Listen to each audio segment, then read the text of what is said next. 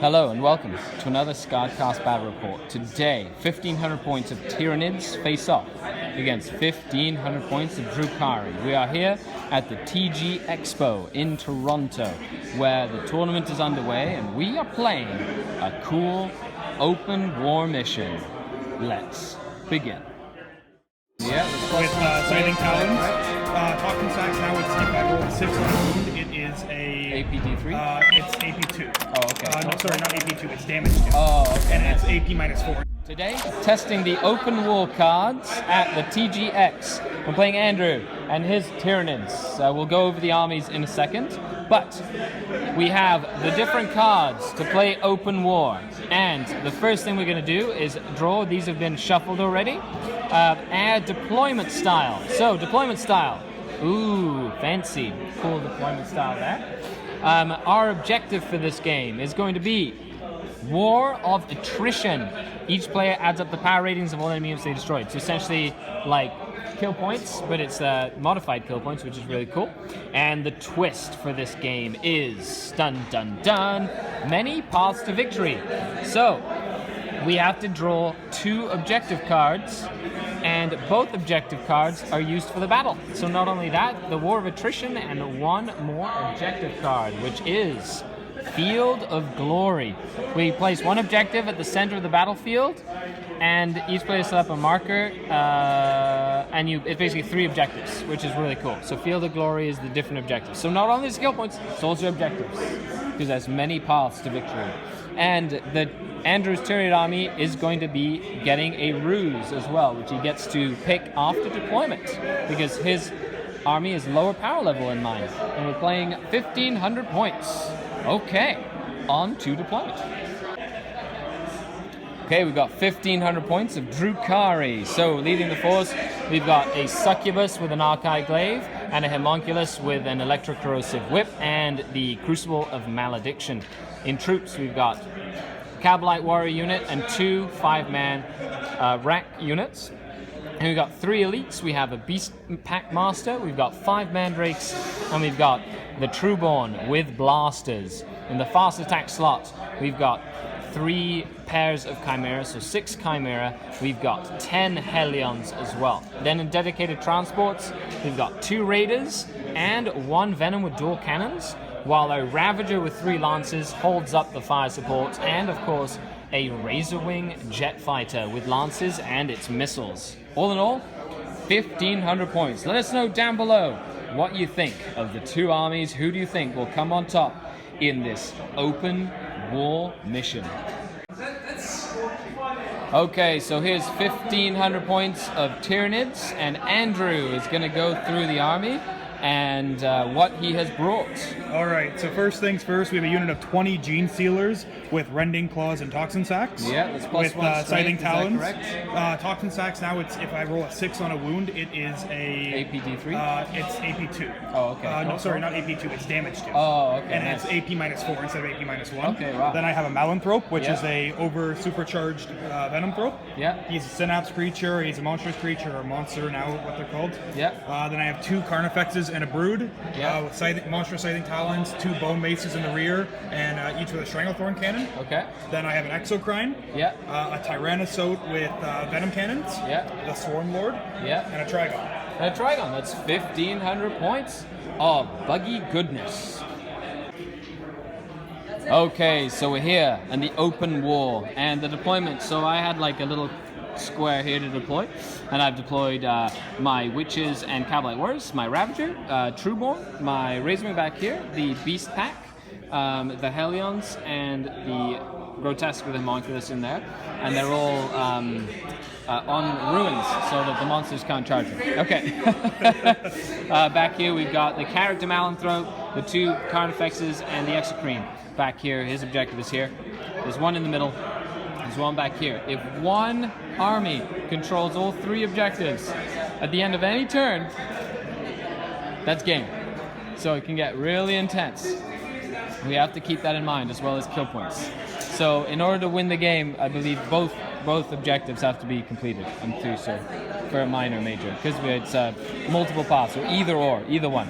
We'll figure it out. But let us know what you think down below, and the Tyranids do want to go first. Yeah, ideally. Yeah, ideally. Yeah, ideally they do.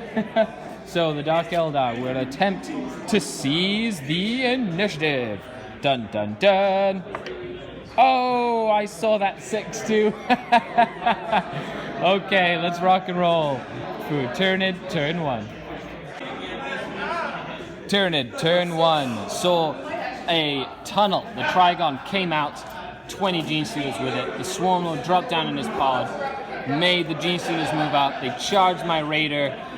Killed the Raider, didn't explode, and then consolidated into the Cabalites and the Succubus and lost 2 of their numbers. The Cabalites and Succubus fight for their lives.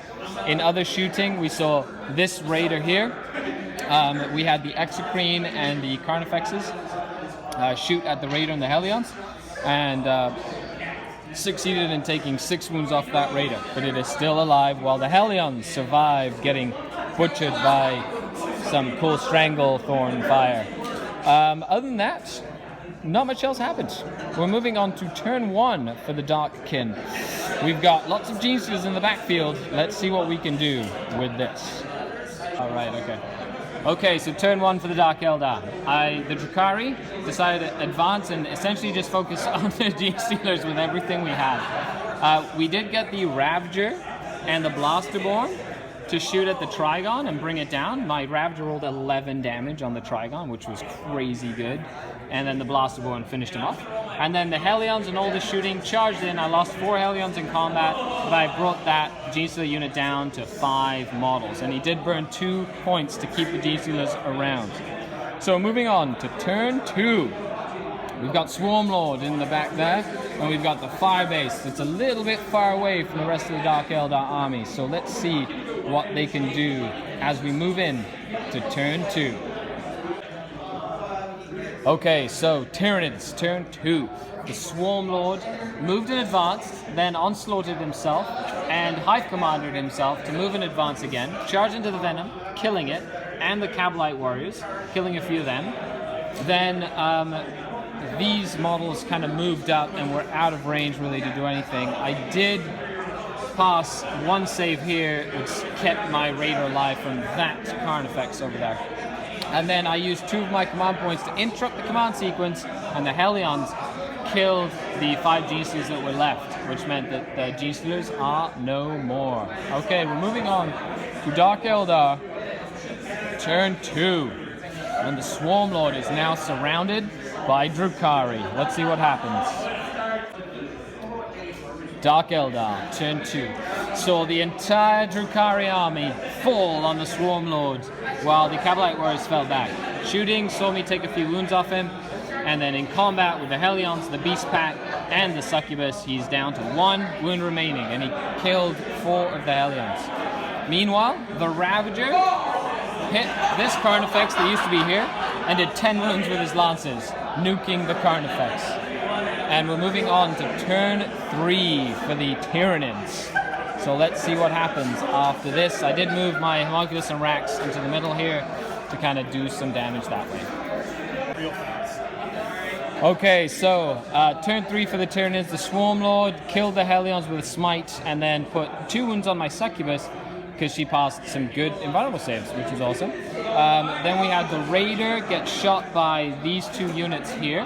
They both shot a lot. This Carnifex had advanced, and then what happened is the Raider died, so it lost its final 2 wounds. Then the Exocrine double shot into my Razorwing and only put 4 wounds on it because my rolling for involves was amazing.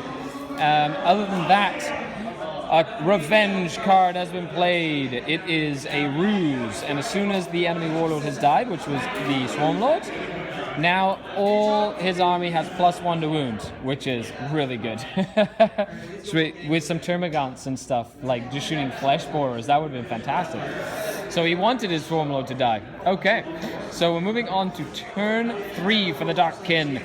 We are pretty much solidified objective 3, and it's all kill points. So let's try and see what happens as the Mandrakes come out of the shadows. Okay, so turn 3, we had the entirety of this kind of side move and advance up. Shooting as much as I could into the Carnifex, took it down to 2 wounds, and then my Electro-Corrosive Whip from the homunculus charged in and took the last wounds off of the Carnifex, and he consolidated into the big floating blob, and now it's stopped him from shooting, essentially. Now the Razorwing did fly this way and got close to the Malanthrope to try and snipe the Malanthrope out, and the Malanthrope took 2 wounds. So the Malanthrope is fine. And the Mandrakes have appeared over this side. And I forgot to shoot with them, so won't worry about that. Won't worry about that. Okay, on to turn 4 for the Tyranids. Let's see what they can cook up as the game goes on to its final moments. Okay, and with that, the game is over. The Exocream fire did 4 wounds onto my flyer, and I passed 4 out of 4 flicker field saves. So that is a bad omen for the Tyranids, and the game is over. I got kill points, and I do have 2 out of the 3 objectives, which is a major victory for the Drukhari. Well, thanks a lot for the game, sir. Thank you. It's always nice to see the Tyranids. Thanks a lot for tuning in to this battle report. Leave a comment down below. Let me know what you liked. It was always nice to see the bugs on the channel. A big thank you to all the patrons who support the channel, and stay tuned for the Tactical Corner this Thursday on this battle report. Skari out.